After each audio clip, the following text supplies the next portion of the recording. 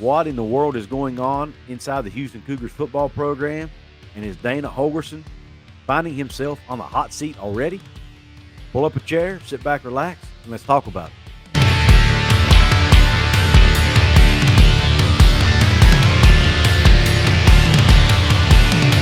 What is up, college sports fans, fellow members of Mountaineer Nation? This is Coos, and welcome into another edition of Coos' Corner.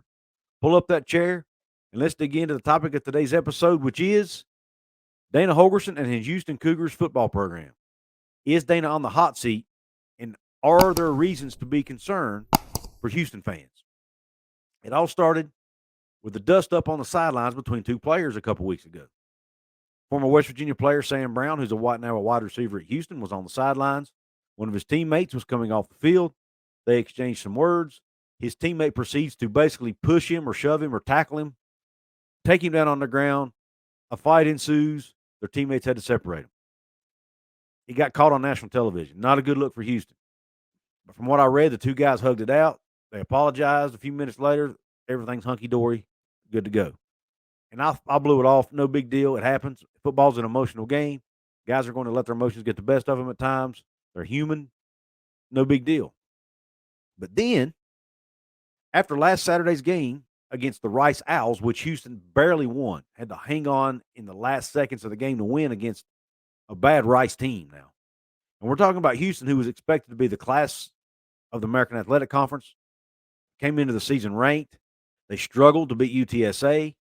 They lost to Kansas. They lost to Texas Tech, and now they struggled to beat Rice. So things have not went real smooth for Houston so far. And then to make matters worse, Coach Dana Holgorsen, who's my team West Virginia's former coach, who's now in his fourth season at Houston, opened his big mouth and made things even worse. During the post-game press conference after the Rice game, Holgorsen was obviously flustered. He made the following statement. I'm tired of yelling at them, tired of motivating them, tired of all that crap. Now, that's obviously an emotional statement from Holgorsen. You can tell he's at the end of his rope here, dealing with these players.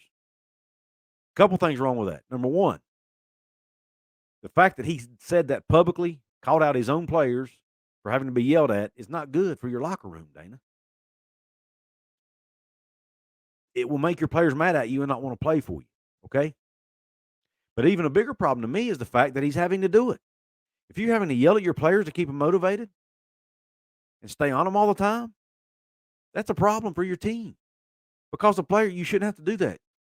I understand you might have to do it occasionally because it's, keeping these young men motivated for a 12-game season, week in, week out, practice in, practice out. I'm sure it's not easy.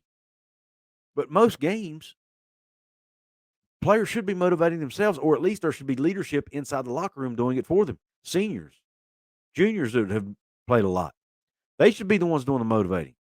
The coach shouldn't have to be yelling at the players all the time to get them motivated. And also, he shouldn't be having to yell at them all the time for making so many mistakes, which, by the way, they lead the nation in penalties, and in the Rice game committed 10 more for 110 yards. That can't keep happening in year 4 of a program, of a coach's tenure. And the fact that he's having to try to yell at him to correct it still is also a problem.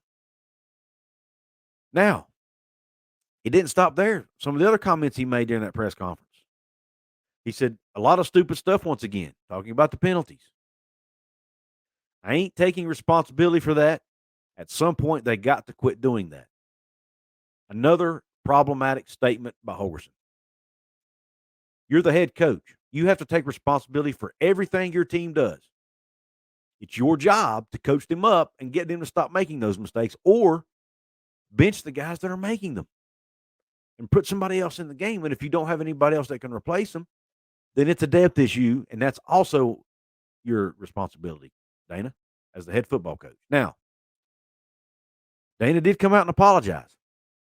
He did issue a statement, or, well, I guess you can call it an apology. Here's what he had to say in his apology. Obviously, I wasn't pointing the finger at anything. I misspoke. Really? That was stupid. I shouldn't have said what I said as far as not assuming responsibility for anything that our team does. I apologize for my attitude in the post game. I was frustrated and just cooked and all that, but no excuse. We all know that I assume responsibility for everything that happens within this program. Now, a couple things in that apology that I want to talk about. Number one, obviously I wasn't pointing the finger. Well, obviously you were, Dana, number one. So the word obviously, you need to take that out. Secondly, I apologize for my attitude in the post game. You should have stopped there. He went on to say, I was frustrated and just cooked and all that, but no excuse. Well, you just gave two excuses that you were frustrated and cooked. And I assume by cooked, you meant tired. And that's understandable. But you still have to be more measured in what you say in front of the media. Every coach in America has to face the media after a game, after very tough games at that. And yes, there are some who say things they shouldn't say. But when you're a coach who's struggling right now, who's made some really questionable decisions already, and you remember his first year, he decided to redshirt almost half the team, and then to try to save him for the next season, and ended up losing half of them to the portal anyway. Or I shouldn't say half was an exaggeration. Who lost a lot of them to the portal anyway, including star quarterback Derek King. That kind of blew up in his face. Now you could say no, it didn't, Coos, because they won 12 games last year. Well, they did, but that's one season. He's trying to build for the future here, and he's 2-2.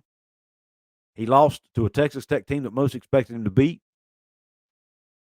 He lost to Kansas, who most expected him to beat, which now we all know Kansas is a better team than what we thought. As a West Virginia fan, I can vouch for that. But still, he should have won that. They should have won that game, according to the preseason rankings, the prognosticators, and as good as Houston. I mean, Houston has most of their team back from a season ago that went 12-1 and had a win over an SEC team in a bowl game. They have most of their weapons back now. In their defense, star running back McCaskill is injured. But if your team shouldn't be relying that heavily on one player outside of the quarterback position, you should not be that reliant on one player. I respect Dana for apologizing, but to me, it was almost like a half-hearted apology. Like he was only apologizing because he had to. I want to know in the comments, Houston fans, what are your thoughts about Dana Holgorsen? Do you think Dana Holgorsen is on the hot seat? Personally, I think he's probably going to get a really long leash because he is personal friends, is my understanding, with Houston donor Tillman Fertitta, who's also, I think, the chairman of the board there. So he's probably going to get a long leash, but at some point, Houston has high expectations. You remember their president saying we fire coaches for going 9-4 or 9-3, whatever it was, when they fired. I think it was Major Applewhite, and she made that statement. Well, Dana so far in 2 of his 3 seasons has been much worse than 9-3. Now last year he was 12-1. That's great, but he's got to get the team back on track and start winning some football games. Now the season's not over yet. Guess what, folks? There's more. Just as I thought I was done with this video, I now have to add in another segment. Houston goes out, loses again at home to Tulane 27-24 in overtime, their third overtime game in 5 games. And to make matters worse, Dana Holgorsen once again makes himself look foolish on national television. At one point during the game, near the end of regulation, the Houston fans were booing the team, which I don't condone, by the way, booing your own team. But then Holgorsen looks up at the crowd and basically looks like he's telling them to F off or shut the F up on national TV. He goes into a post-game presser, gives the shortest presser I've ever seen, about 4 minutes, and almost every answer was the same. Every answer was basically, this is on me, defense couldn't stop him, and offense couldn't score. Next question. So he was basically a jerk to the media. Dana's got to lay off the Red Bull or something, folks, because this is getting out of hand in Houston. It's turning into a dumpster fire. If I'm Houston fans, I'm worried about my team right now. I'm worried about the future of the program, and I'm worried about Dana. Number one, is he going to survive? Because the guy looks bad, I'll be honest with you. And number two, can they finally pull themselves together and start winning some games? Because it's going off the rails, and it's going off the rails quickly. So let me know in the comments, what are your thoughts coming off this loss to Tulane? And what are your thoughts about Dana Holgorsen? Is he still the coach for the Houston Cougars to take them into the Big 12 Conference? I want to hear your thoughts. There again, Houston fans, let me know in the comments, what are your thoughts on Dana Holgorsen so far? Is he on the hot seat? And what are your thoughts about what's been going on inside the locker room and in the program? Have a merch store you can check out, several cool designs in there, different items to choose from. You can hit the thanks button right below this video. It's one time you can make a one-time donation, as little or as big as you want it to be. Hit that heart button with a dollar sign in the middle. You can even leave a comment with it that will be highlighted, make it easier for me to see so I can be sure to reply. If you want to join my channel, become a member, you can do that. I'm getting ready to here in the next week or two. I'm going to start a raffle. I'm going to have a raffle. All channel members will be in the raffle. If you're a Country Roads level member, you'll get one ticket in the raffle. If you're Mountaineer Maniac level member, you'll get 2 tickets in the raffle. And whoever's name I draw out will win the raffle, and you'll get I haven't decided the prize yet, but it will likely be a mini helmet of your favorite team. There's also perks that come with that, special live streams, early access to videos, special shout outs right now. Shout out to Outlaw of College Football. Shout out to College Football Jonathan Lewis. Shout out to HBAR Farkle. 3 of my channel members right there. I appreciate you guys being members. Appreciate your support. Don't forget, guys, you can also support me absolutely free in 4 ways. You can like this video, share it with your friends, leave a comment below, and last but not least, subscribe. I'm trying to hit the 5,000 subscriber mark by the end of the calendar year. I'm almost at 3,500 right now. I need your help to get me to that 5,000 mark. So please hit that subscribe button if you haven't. If you like Big 12 football content, if you like West Virginia content, I'm the channel for you. So please subscribe. With all that being said, I really appreciate your support. And until the next video, Q Country Roads.